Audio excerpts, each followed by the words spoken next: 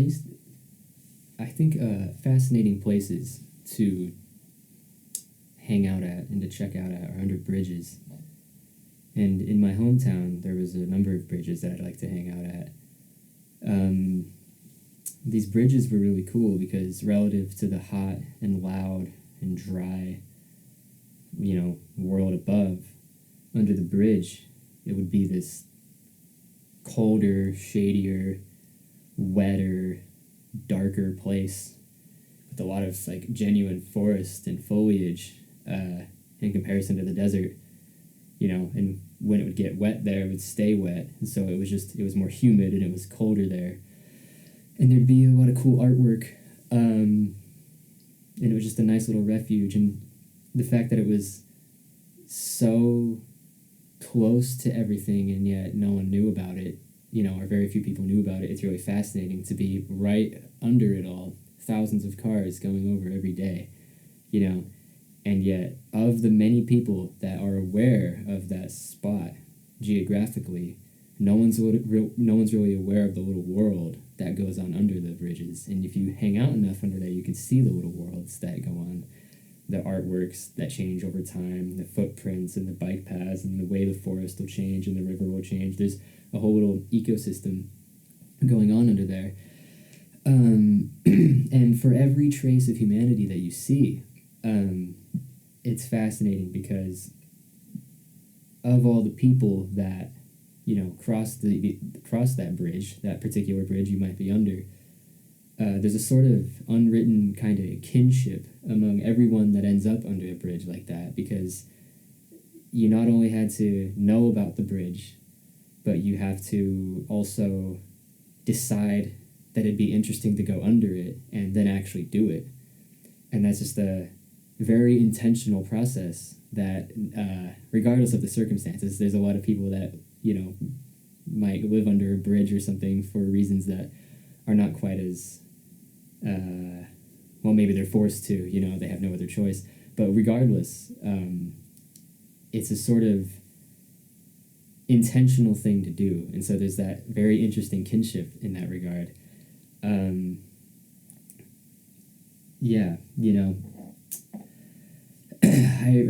so you become tuned into these little worlds. I'd see notes that people would leave behind to other people, and I'd see remnants of other people, and I'd see new artwork. I remember one time I was because going under the bridge is not a simple task. There's no parking lot and walkway that says come right here. Let's go right to the bridge. You have to park somewhere nearby and go and do a little hike and do whatever. It's not hard, but it's just an intentional thing to do. And I remember one time I was walking. I parked on one end of the bridge, and then I was walking across.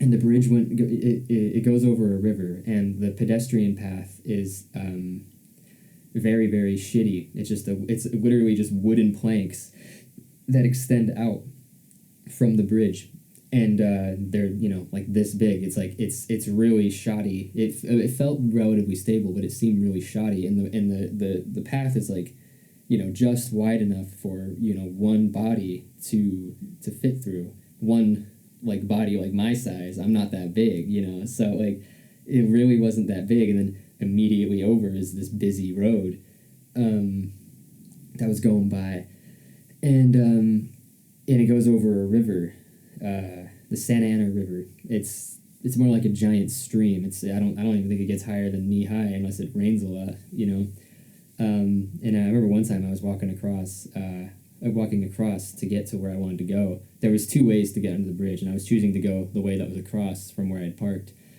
And I saw a dude also walking towards me, so I was walking towards him, and he was walking towards me. And it's not too uncommon to see people, but it's also not. It's not a pedestrian-friendly place, my hometown. So, and I remember as I got closer, it was an older dude who I presumably lived under the bridge based just on how he looked, and it was weird. We walked by each other and had to scoot by each other really close because of how thin the what is it called, the pedestrian way was, And we looked each other right in the eye, and it was scary. There was nothing. That dude looked evil. It was crazy. Like, he looked evil. Like, there was just nothing in there, and he was just staring at me as I walked by, and I stared at him back because I felt threatened. So I was like, like, don't fuck with me, dude. Like, I didn't try to like threaten him back or anything, but I just stared. I didn't like mad dog or be weird, but I wasn't about to like, oh no.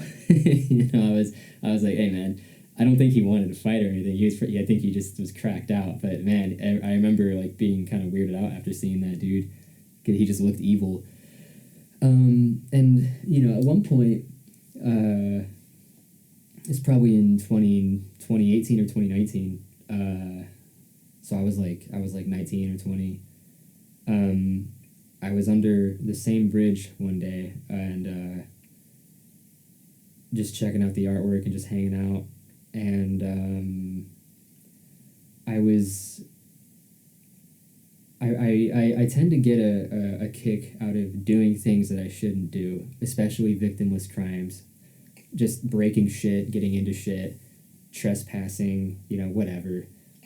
One time, a friend of mine, and me and a friend of mine, we went to like a construction site at night, and like there was a giant tire or something. It was like something that was useful to the construction site, but it wasn't exactly currently in use. You could tell based on the where it was relative to the tractors and everything else. We moved this thing. I think it was a tire, like, dude, like a solid like half a mile or something to a completely other spot within the construction site, and we'd climb on shit and break bottles, and we'd fucking walk around in the half built homes where the security would be like patrolling and stuff. And I was in this point in my life where I didn't like where it was going, and I was depending on that kind of energy, and really, really rejoicing in that kind of energy, because it was really improving my happiness and my social life and just my life in general. Because up until that point, I'd spent a long time just sitting on YouTube doing nothing, being depressed. And so I was getting out there and I was doing bullshit, and it was good. And so I'm down under the bridge, and I see a bike, just a bike at the riverbank. The bridge goes over the river, and I was like, I remember this is an area that there's people live there in tents and stuff, and I remember thinking like, oh wow, I could use a new bike. I needed a new bike. I didn't need a new bike, but I would have liked a new bike because the bike I had was unideal. And so I'm like, fuck it, let's go. And I picked it up. And for whatever reason, I had parked on the other side of the river, so I picked the bike up and I start walking across the river. And it occurs to me briefly before I get to the water, like, is this kind of fucked up? And I'm like, I don't give a fuck. Like, who cares? Fuck it. So I kept going, and I'm walking across the river, shin deep now, and there's a little island at the river. And I think I get to this island, and I realize, like, no, I actually do give a fuck. That's pretty messed up. I don't know that it's somebody's bike, but I was just imagining like a stereotypical homeless man with like a beard, and he's like dirty, and he uses that bike to ride, the mile to the nearest grocery store to like pick up fucking water bottles and whatever, and like how hard. And it's like, that hypothetical guy probably needs it more than I do. I fucking drove to the bridge, and I'm stealing the bike. It's like I'm about to steal this bike and put it in my car and leave. It occurred to me, I'm like, this is not right. And I do give a fuck, and I didn't know. I could have just been left there, but I'd be willing to bet that it probably was somebody's bike, and they were probably depending on it, to some extent at least. They just left it in the open, which is part of also my initial logic was, well, they just fucking left it here. But I also feel like, who else is going under that bridge besides other homeless people and me? So, but the problem was, being the arrogant kid that I was, still kind of am, I didn't feel like walking the bike back, because it was heavy. And so I just fucking left it on that little island, like in the river. It's like on both sides. There's water going on both sides. I just fucking left it there. So there's a half redemption, because I didn't steal it, and I just left.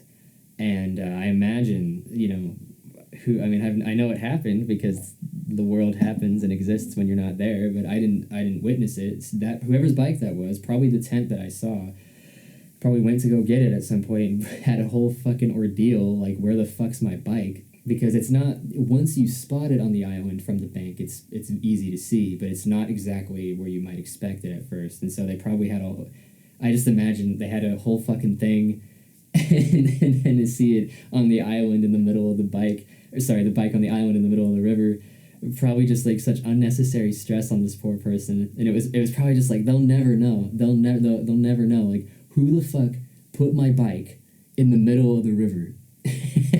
They'll never know. They'll never know unless they see this video somehow, which is unlikely.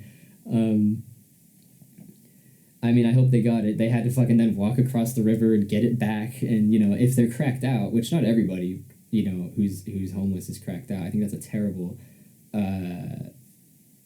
misconception. But I met a lot of people who are cracked out in that area. And so if they're cracked out, they could be even more cerebral. It was just so much unnecessary stress on that guy, just because I'm just like, fuck it. But I didn't take it. And I hope that person found their bike, you know, they found their bike okay and were able to just live their life.